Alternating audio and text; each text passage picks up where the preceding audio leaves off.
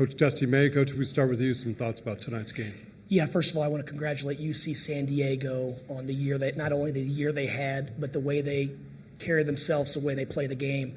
They're fun to compete against, and sometimes when you're scouting, it's tough to watch as much tape as we do. Watching them was actually fun to see those guys playing with the joy, the togetherness, and when you win 30 games in a league like theirs, it shows they've got some real substance, and a lot like our guys. They've been in close games earlier in the year, and they found ways to win. Lately, they've been able to pull away and separate, but a great college basketball game. But once again, just very grateful that these guys are on our team, and they elevate their play when it means the most, and ultimately that's what it came down to again. Mark Zuber, San Diego Union Tribune. You talked yesterday about when you were at Florida Atlantic, when you played power conference teams in the tournament, when you got it tight late in the game, they started to tighten up, and you got really loose. Is that kind of what happened today? You said you didn't want to fall into that trap, but it kind of seemed like you did. Yeah, we take pride in that.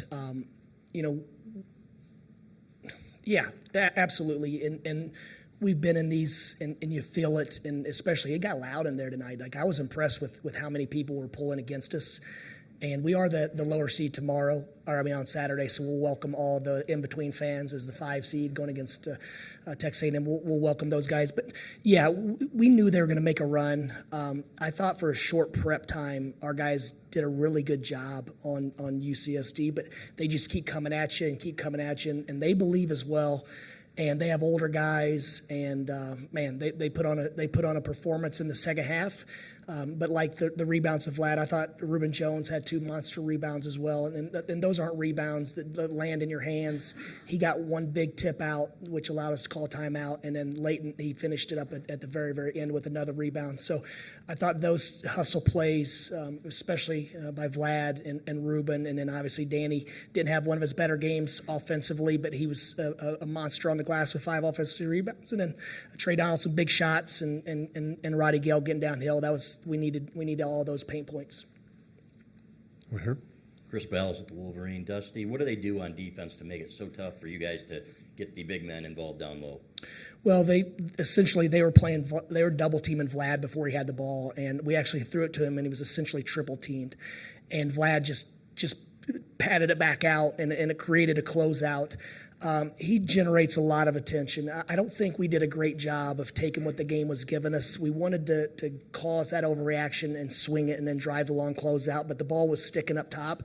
Part of the reason is they get in the passing lanes, and they do something completely different than we've seen, and they're very, very disciplined, and when they do get behind the ball, it's impressive how fast they are to get back and make plays with back tips or scrambling and rotating. So fortunately, we were in South Florida, and there's a coach named Jim Crutchfield at Nova Southeastern, and we wanted to play them the year we went to the Final Four because we thought we might see a souped-up version of that. They press, they're in the passing lanes, they do something different. So it felt a little bit like that where you can't run your stuff. Every time out, they were running and jumping us, and they're just forcing us to play basketball. So with our case, we don't see that very often where you're able to just go against a scrambling defense. But they do it well, and it's their togetherness and how they're connected, which makes it ultimately work as well as it does. Over here. With the Denver Gazette. Dusty, final defensive possession in the game, Danny kind of gets switched out onto an island. I guess what did you see from him there? What stood out about his ability to challenge that shot?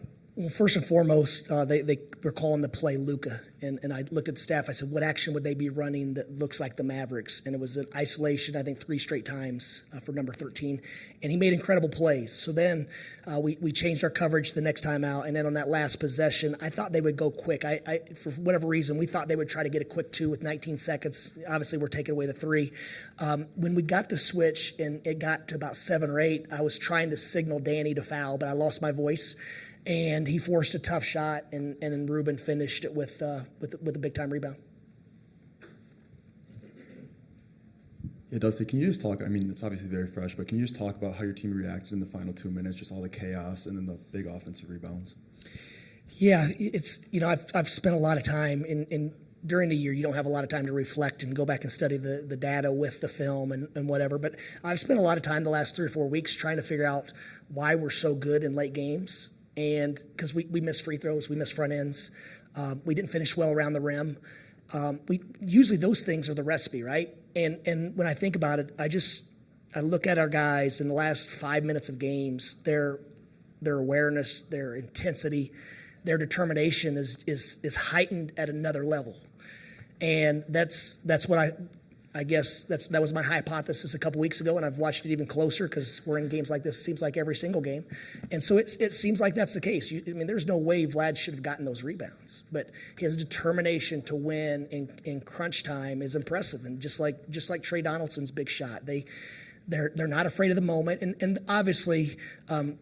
Good players make good plays or whatnot, but I do think the fearlessness and I think a lot of failure comes with simply being afraid of the results, and we're never afraid of the results. We weren't scared to go home today. We were going to come in here and hoop and play our game and trust that would be enough to get it to Saturday. But if it wasn't, we're going to tip our cap to these guys and root like hell for them.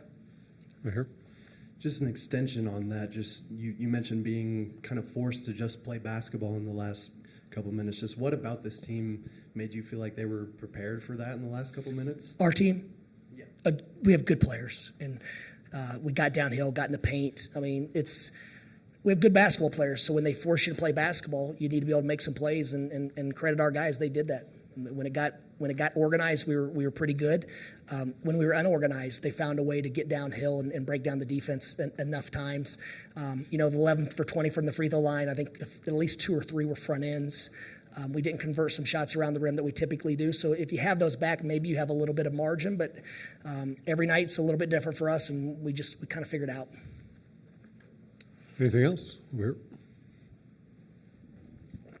Dusty, you just mentioned some weird kind of shots that just didn't fall around the glass, and but when this was kind of going their way in the second half and they're building their run, were you happy with the adjustments? And they obviously made their adjustments coming out of the half. Were you happy with the adjustments that you'd made in the second half to get ready for that charge, I guess? I wasn't happy with our execution. We did some things that we went into this game that we're not going to do. And we didn't say it, we're not going to do this, but this is how we're going to attack it. And we got away from that. And then the wheels start turning. But LJ Kaysen had 2 wide open threes without a guy within 10 feet of him. They didn't go in. Those are the shots we want to get. And so defensively, we lost our edge when the shots weren't going in. I think that's a little bit of human nature as well. But credit them. They made good adjustments. They forced us to continue to make plays, and we didn't convert on any of our 3-on-2s. And I think it's a reason because they do it better than most because they never quit on a play. And so you think you have a 3-on-2, but that 3-on-2 is gone in about a millisecond because of their effort. And so, I wasn't happy with our adjustments, but I also wasn't happy with the attention to detail compared to how it was in the first half. Right there. Coach, sometimes you foul up 3 late, and sometimes you don't. But it looked like you were calling for it late in that game. And what was your view of that last shot? Yeah, they had it with 19 seconds, so it's not our call with 19. And I thought they were going to try to get a quick strike, obviously because they're down, and that didn't happen. So then when we got the switch late, I was trying to get Danny to call it. I don't have my voice, and he couldn't see me. Thank God he was locked into playing defense. He actually forced him inside the line, and then he kind of popped back out. And I thought Danny stayed in his space relatively well. Last question. Brian Gillis, SB Nation. Coach, you started the game really pushing the ball, really pushing the action. Was that a point of emphasis, or was it more of just taking what their defense gave you when the game started? No, it was certainly a point of emphasis, and we were really good at it. It's just a combination of not getting as many stops, and when they're getting the second and third shot, and then they're getting to the free throw line and things like that, we just don't have the same flow that we do when we're at our best. But our defense has been really, really sound, and to be honest, and most of their, other than our few turnovers, most of their 38 points in the second half were hard-earned, tough baskets, and we tried to force them to play one-on-one and stay at home on their shooters, and they were able to do that. Fortunately for us, Tate Jones he played in foul trouble most of the night, and I thought we did a nice job of defending him one-on-one. I do think our size helped in that regard, but overall, we want to play fast, and we wanted to try to get to their legs, and we thought that would affect the three-point shooters. Okay. Thank you, Coach. Thank you, guys.